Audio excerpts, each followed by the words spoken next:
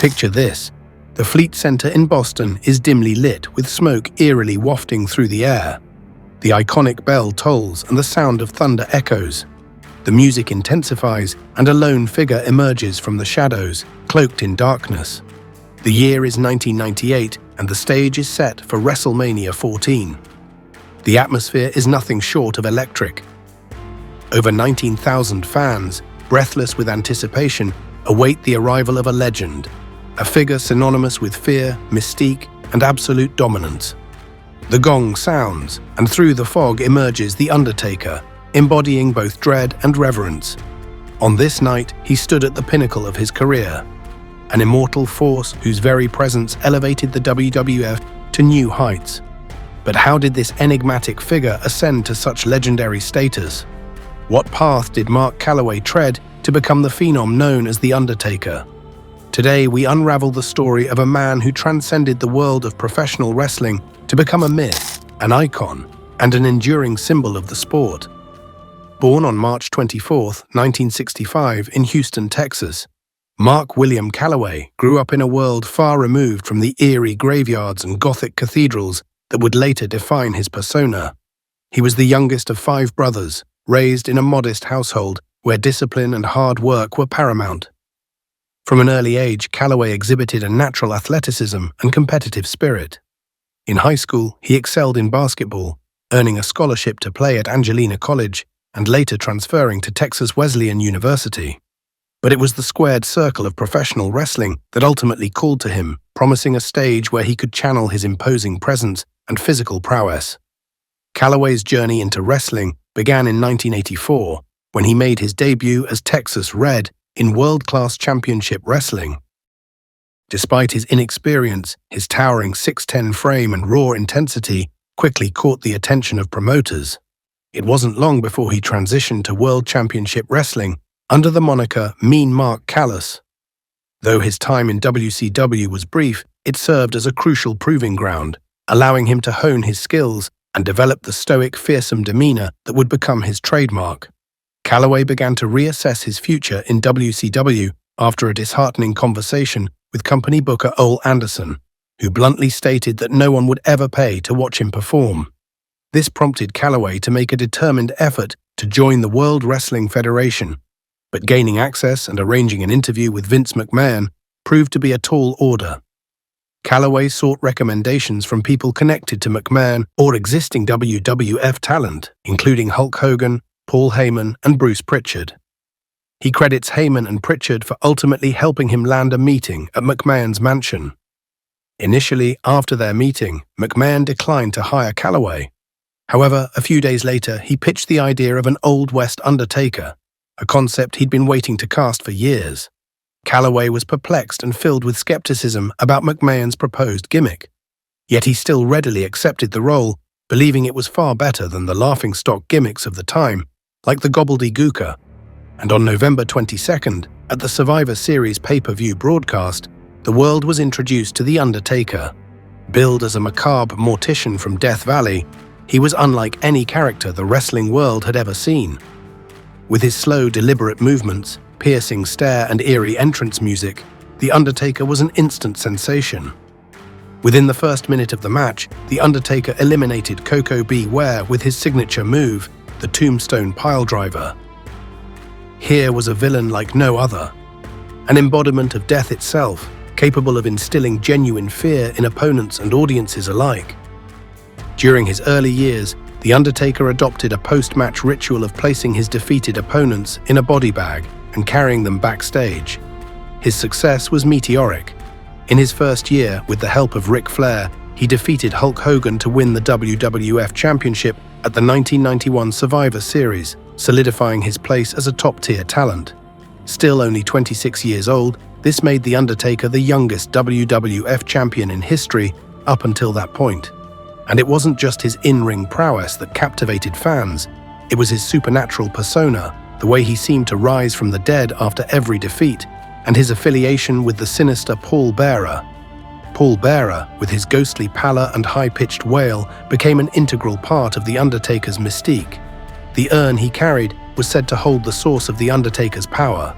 adding another layer of supernatural intrigue to their alliance. Together, they were unstoppable, a dark, unholy force that took command of the WWF landscape. As The Undertaker's legend grew, so did his legacy at WrestleMania. The event became synonymous with his dominance, as he racked up an unparalleled winning streak. From his victory over Superfly Jimmy Snuka at WrestleMania 7 to his decimation of King Kong Bundy at WrestleMania 11, each match was a testament to his enduring power and resilience. In February 1992, The Undertaker turned face for the first time by stopping his ally Jake the Snake Roberts from attacking Miss Elizabeth with a steel chair. This turn was cemented on the February 29th episode of Superstars, when Roberts confronted The Undertaker on the funeral parlor set.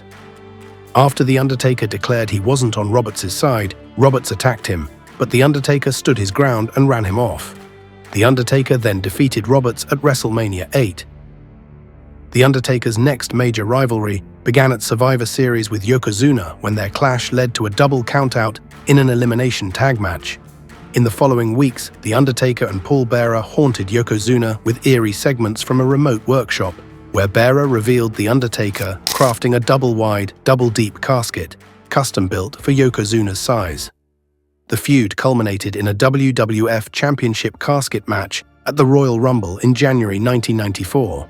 During the match, Yokozuna sealed The Undertaker in the casket with the help of multiple heel wrestlers. After being trapped, green vapor emitted from the casket and the arena lights went out.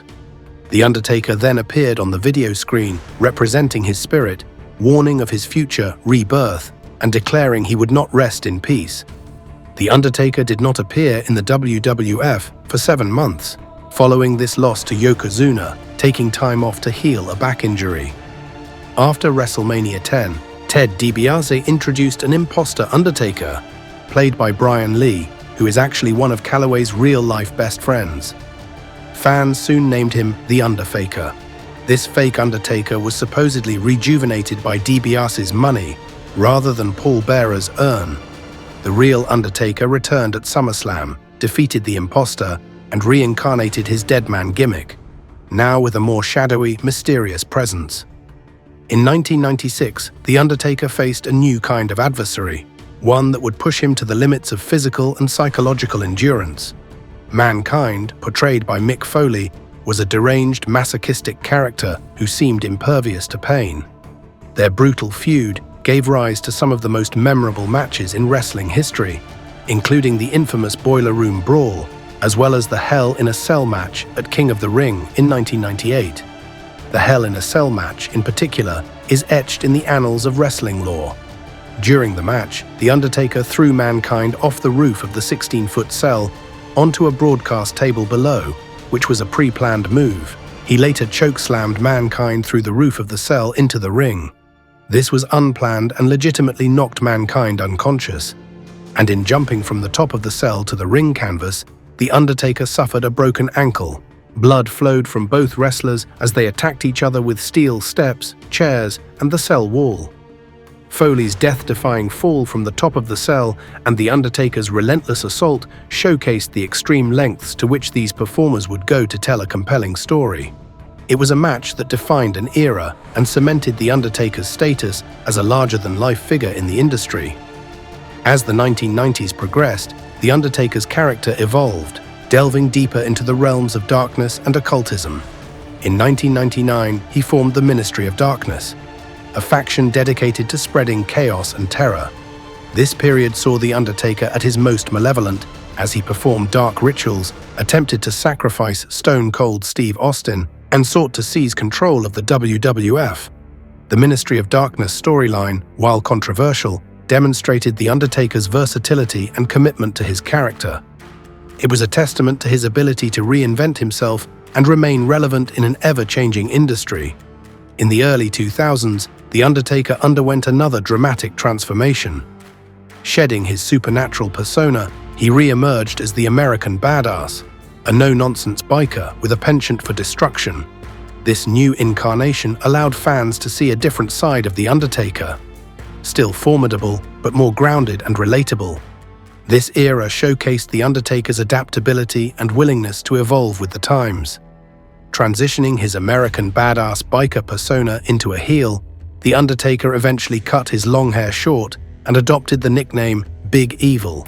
He continued to dominate in the ring and engage in high-profile feuds with the likes of Triple H, Kurt Angle, and Brock Lesnar. But in 2004, the Deadman returned. At WrestleMania 20, The Undertaker resurrected his original persona, much to the delight of fans. His dramatic entrance, complete with druids and flaming torches, was a nostalgic reminder of the character that had captivated audiences for over a decade. The return of the Deadman marked a new chapter in The Undertaker's career, one that would see him achieve even greater heights. He continued to add to his WrestleMania streak, defeating legends like Randy Orton, Edge, and Shawn Michaels in a series of unforgettable matches. For over 23 years, The Undertaker's WrestleMania streak remained unbroken, a testament to his enduring legacy. But all good things must come to an end. At WrestleMania 30, in a shocking turn of events, Brock Lesnar did the unthinkable, defeating The Undertaker and ending the streak at 21 victories. The end of the streak was a moment of profound significance, not just for The Undertaker, but for the entire wrestling world. It was a stark reminder of the passage of time and the inevitability of change. In a December 2014 interview, Vince McMahon revealed that he personally chose to end the streak with Brock Lesnar, a decision that initially surprised The Undertaker. McMahon defended his choice, citing that it would elevate Lesnar's status for future WrestleMania events, noting a lack of other suitable candidates for the role. Additionally, in 2014, The Undertaker apparently declined an offer to be inducted into the WWE Hall of Fame, feeling it was premature. In the years that followed, The Undertaker continued to compete sporadically, each appearance a special event in its own right. His final match, a cinematic boneyard match against AJ Styles at WrestleMania 36, was a fitting end to a storied career. In November 2020, at Survivor Series, The Undertaker officially retired, bringing to a close an era that spanned 3 decades. 2 years later, in 2022, he was inducted into the WWE Hall of Fame. The Undertaker's legacy is unparalleled. He was much more than just a wrestler. He was a storyteller, an icon, and a symbol of resilience and longevity. His ability to captivate audiences, adapt to changing times, and consistently deliver unforgettable performances made him one of the greatest stars in the history of professional wrestling. He leaves behind a trail of broken opponents, legendary matches, and memories that will forever be etched in the hearts of wrestling fans. Rest in peace, Undertaker. You truly were a phenom.